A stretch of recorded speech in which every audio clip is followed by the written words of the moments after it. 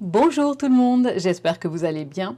Alors aujourd'hui, j'aimerais vous parler d'un rabat, le type de rabat extrêmement rare que vous ne rencontrez jamais dans aucun patron, même après une vingtaine d'années d'expérience. Et là, paf, vous êtes étonné, vous rencontrez une technique que vous n'avez encore jamais fait.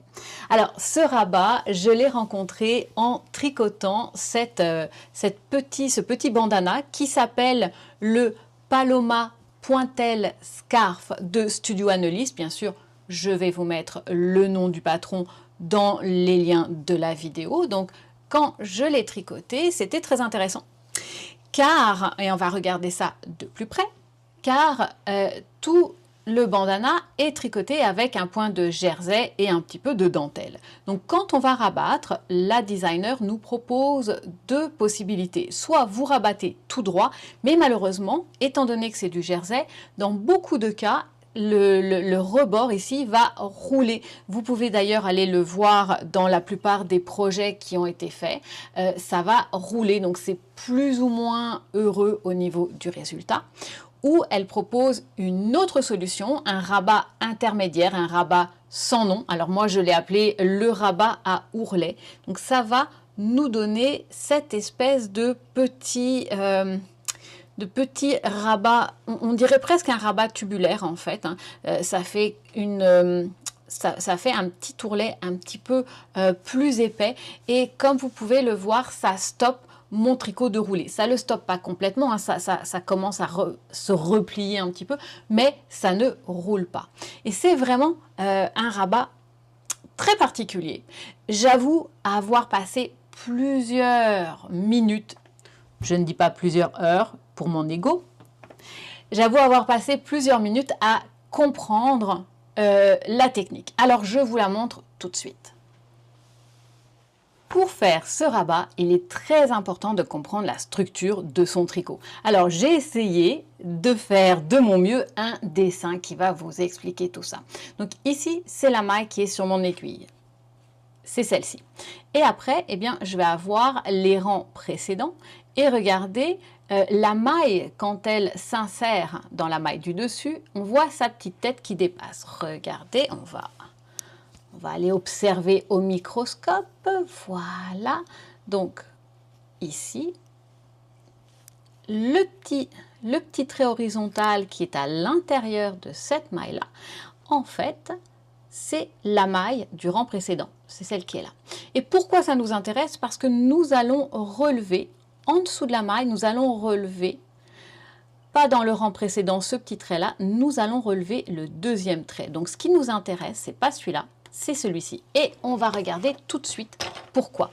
Donc je suis là, la première maille c'est un petit peu brouillon, mais c'est pas grave. Donc je compte, ça c'est la maille sur mon aiguille, 1, 2, je le relève du bas vers le haut, je le place sur mon aiguille de gauche en plaçant ma maille, regardez, je vais installer mon aiguille en passant par-dessous.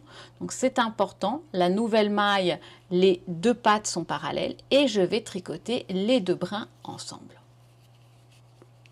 Voilà. On continue sur la deuxième maille, donc on regarde bien, un petit trait à l'horizontale, le deuxième c'est celui-là. Je vais partir du bas vers le haut.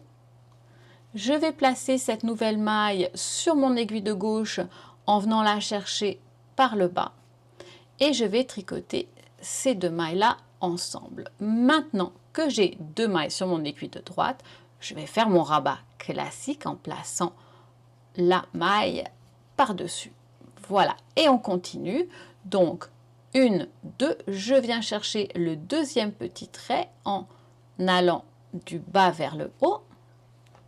Je vais placer mon aiguille de gauche en dessous et je vais tricoter ces deux mailles-là ensemble.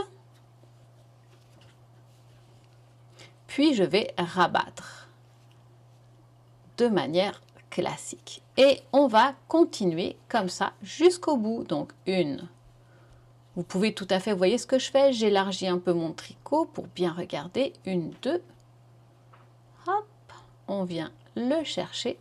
Puis on va placer cette nouvelle maille sur l'aiguille de gauche, tricoter les 2 mailles ensemble et rabattre de manière traditionnelle. On le refait une dernière fois.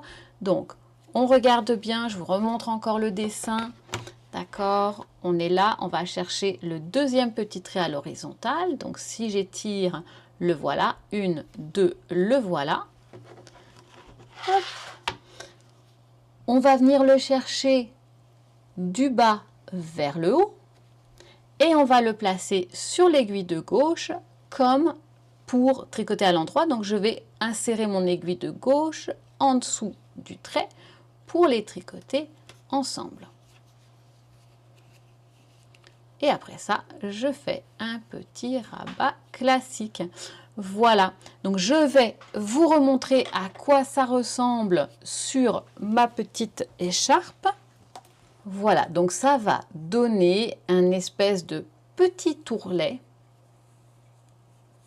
C'est un rabat qui est rigide. Je ne vais pas vous dire qu'il est élastique, hein. Il est vraiment pas vrai, il n'est pas élastique, mais il a stoppé la tendance naturelle du jersey à rouler, ce qui va me permettre, hop,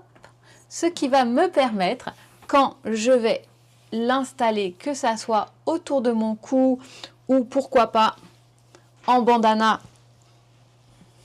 autour de ma tête, ça va vraiment éviter le côté où ça va rouler dans tous les sens. Et voilà, qu'est-ce que vous pensez de ce rabat? J'attends vos commentaires.